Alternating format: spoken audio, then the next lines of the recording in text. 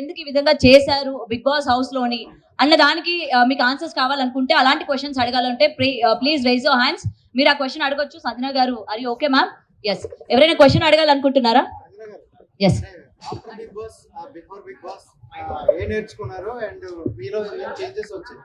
నేను ఆల్రెడీ చాలా ఒక డౌన్ టు ఎర్త్ పర్సనే. సో బిఫోర్ బిగ్ బాస్ కూడా నేను అట్లే ఉండే. ప్రతి ఒక్కరికి నాకు చాలా వాల్యూ ఉంటుంది లైఫ్లో. నేను ఒక్క స్పూన్ రైస్ కూడా వేస్ట్ చేయను నా ఇంట్లో కూడా. అక్కడ కూడా అట్లే ఉండే. కానీ బిగ్ బాస్లో నేను ఏం నేర్చుకున్నానంటే, సపోజ్ మా ఇద్దరికి ఒక ఆర్గ్యుమెంట్ నడిస్తే బయట ప్రపంచంలో మేము వాట్సాప్లో బ్లాక్ చేసేసి లైఫ్ అంతా మాట్లాడము ఆ వ్యక్తితో, పొగురులో ఉంటాం. అది ఇమీడియట్గా మేము కరెక్షన్ చేసుకోవాలి. తర్వాత మీరు మాట్లాడతారో లేదో అది ప్రాబ్లం లేదు, కానీ ఆ ఒక బ్లాకింగ్ వల్లే చాలా ఇబ్బందులు అవుతాయి. వాళ్ళు పోయేసి 1000 మందితో మా గురించి మాట్లాడతారు, మేము పోయేసి మా బాధ చెప్పుకుంటాము. చాలా కాంప్లికేటెడ్ అయిపోతుంది లైఫ్ని కాంప్లికేట్ చేయకండి. లైఫ్ చాలా చిన్నది, సంతోషంగా బ్రతకండి. ఎవరితో అయినా ఆడ తేడా జరిగితే అప్పుడే అది చదువుకోనండి అనేసి నేను లెర్న్ చేస్తూనే చాలా బిగ్ లెసన్. బాండింగ్ అని మీరు అనుకోకపోయినా అది బెస్ట్ బాండింగ్ తోనే బయటకు వచ్చారు. బట్ అలాంటి బాండింగ్ చాలా ఉందా? బర్నీ గారి బాండింగ్ వల్ల ఎక్కువ ఎఫెక్ట్ పడింది అన్నారు. సో అది ఏం చెప్తారు బాండింగ్ గురించి? కంప్లీట్ సీజన్ 9 అయితే నేను చాలా లక్కీ అండి, నాకు ఇమాన్యుల్ లాంటి ఒక అబ్బాయి దొరికాడనేసి. నిజంగా ఆ హౌస్లో తన మనసు చాలా మంచిది. గేమ్లో టాస్క్ పెట్టినప్పుడు మాకు డిఫరెన్సెస్ వస్తాయి, అదే కదా ఆట అంటే. కానీ అట్లాంటి ఒక వ్యక్తి వచ్చేసి నేను నిజంగా 4th వీక్కి నేను అయిపోయాను అని అనుకున్నా. ఎందుకంటే నాకు అలారిక్ నా అబ్బాయి వచ్చేసి, నా అమ్మాయి గురించి నాకు టెన్షన్ లేదు, ఎందుకంటే షీ వాజ్ 5.5 months, ఇప్పుడు తను 9 months ఉంది. సో తనకు తెలియదు నేను పోయాను అనేసి. నా మరదలు తనకి చాలా బాగా చూసుకుంటారు. కానీ నా అబ్బాయి వచ్చేసి తనకు ఆల్రెడీ తెలుసు, మమ్మీ అనేది ఇది నా మమ్మీ, నేను మమ్మీ లేకుండా ఉండను, మమ్మీ కూడా తను లేకుండా ఉండదు. నాకు నా అబ్బాయి ఇక్కడే పెట్టుకుంటాను నా నడుము దగ్గర తన్ని. సో నాకు తను లేకుండేసరికి నా వల్ల కావట్లేదు, ఇంకా దేవుడా ఇంకా ఇక్కడ 11 weeks ఎట్లా బ్రతకాలనేసి నేను ఏడుస్తూ కూర్చున్నా. టాస్క్లు బాగా చేస్తున్నాను, లేస్తే డాన్స్ చేస్తున్నాను, ఎందుకంటే ఒక బాధ్యత ఉంది. మేము నేషనల్ టెలివిజన్లో ఉన్నాము. నేషనల్ టెలివిజన్లో ప్రతి ఒక్క లేడీస్ చూస్తే ఇట్లుండాలిరా అనేసి అనుకోవాలి. ఇట్లా ఏడుస్తూ ఉండాలయ్యా, ఇది అసలు ఎనర్జీనే లేదనేసి నా గురించి ఆలోచించకూడదు. ఆ టైంలో వచ్చేసి నాకు ఒక ఎమోషనల్గా నా వైపు నించుకునే వ్యక్తి వచ్చేసి ఇమాన్యుల్. అండ్ బాండ్స్ అనేది ప్రతి ఒక్కరికి ఇంపార్టెంట్ అండి. ఇప్పుడు నేను కూడా ఒక ఆర్టిస్ట్, నేను మీ అందరి మీద అంత ప్రేమ పెట్టుకున్నాను, మీరందరూ నా మీద అంత ప్రేమ పెట్టుకున్నాను కాబట్టి మీరు ఇక్కడికి వచ్చారు. లైఫ్ అంటేనే బాండ్స్ కదా, బాండ్స్ లేకుండా ఏ వ్యక్తి బ్రతకలేం కదా.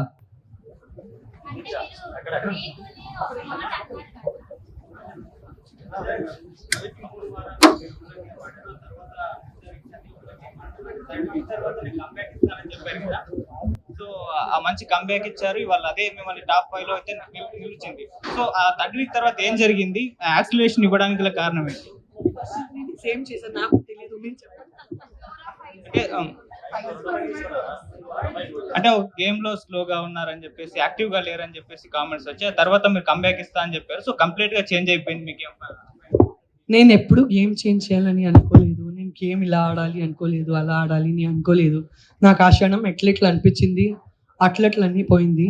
కానీ అది 3rd week ఎలిమినేషన్ అవడానికి అది MEP most important player of the week.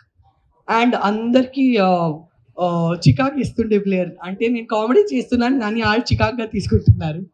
అందరికీ ఇరిటేట్ చేస్తున్న ప్లేయర్ని ఎలిమినేట్ చేశారు. So I was doing it for fun, I was enjoying my self. నేను ఇంట్లో కూడా చాలా అల్లరిగా ఉంటాను. అండ్ లైఫ్ చిన్నది, నవ్వి ఉండాలి, సతాయించాలి, అట్లా ఫన్ కోసం జుట్టు పీకాలి, బుగ్గలు గిల్లాలి, నాకు అవన్నీ చేయడం ఇష్టం. సో నేను అట్లా చేస్తే వాళ్ళు ఇబ్బంది పెడితే ఐ డోంట్ హ్యావ్ అది నా పర్సనాలిటీ. సో తనుజ గారి గురించి చాలా బాగా ఆడారు. తను అందరూ కష్టపడామండి, టాప్ 5లో ఉండేవాళ్ళు బాగా కష్టపడాము. ఎవరికైనా డబ్బులు వస్తే బాగా అనిపించదా?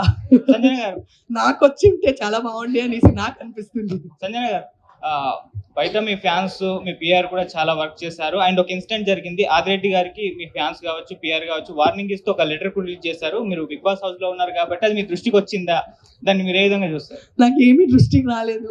నేను బయటకు వచ్చేసి నా ఇన్స్టాగ్రామ్లో చూస్తే ఎందుకయ్యా గోళాలు పెట్టుకుంటున్నారు, ఆర్కైవ్ చేయండి, అది తీయండి, అది మాకు ఎవరు శత్రువులు వద్దు, అందరూ మా పరంగా ఉండని, మా పరంగా లేదంటే కూడా వాళ్ళ ఇంట్లో బాగుండని తీయండి ఈ లెటర్లన్నీ ఏం చేస్తున్నా ఇన్స్టాగ్రామ్లో.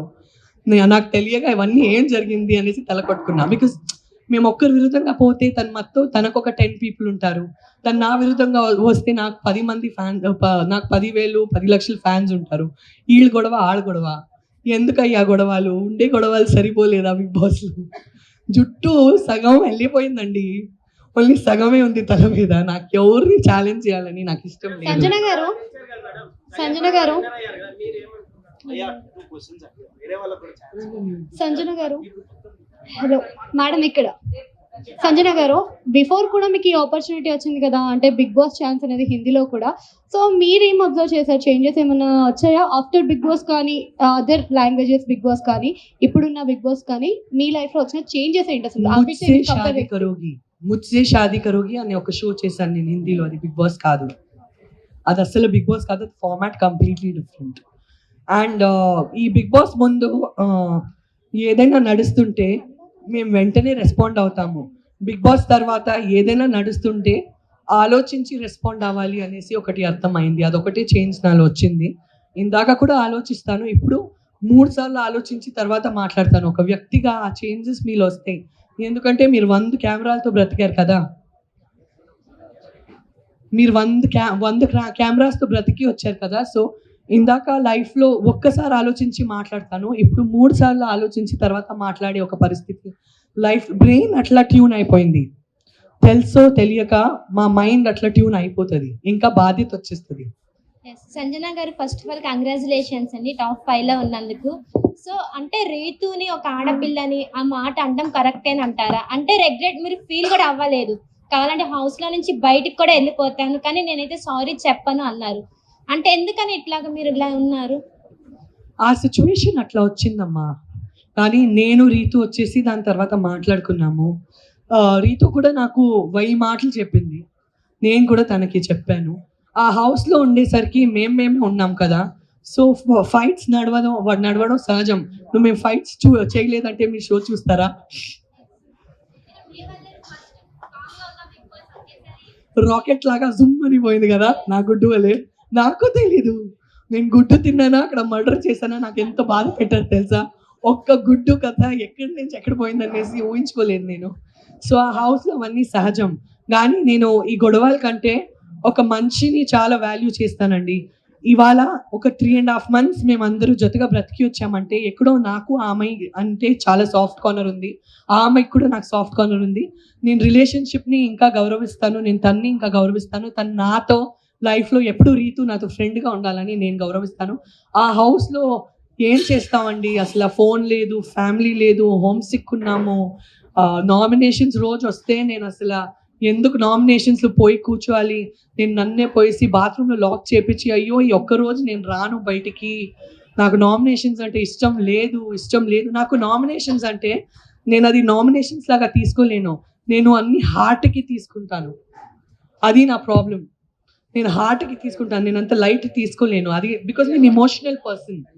సో అవన్నీ ఇమోషన్స్లో అవుతాయండి. కానీ నాకు రీతు అంటే ఇప్పుడు కూడా అలారిక్తో 100 వీడియో కాల్స్, అలారిక్కి అందరికంటే ఇష్టమైన కంటెస్టెంట్ వచ్చి అలారిక్ హౌస్ లోపల వస్తే తను రీతుతోనే ఆడాడు. సో ప్రతిరోజు అలారిక్ వచ్చేసి రీతుకి ఫోన్ చేయి అనేసి వాళ్ళిద్దరు వీడియో కాల్లో ఉంటారు. నాకు ఆ రిలేషన్షిప్ నా హార్ట్కి చాలా దగ్గర, అది చాలా ఇంపార్టెంట్.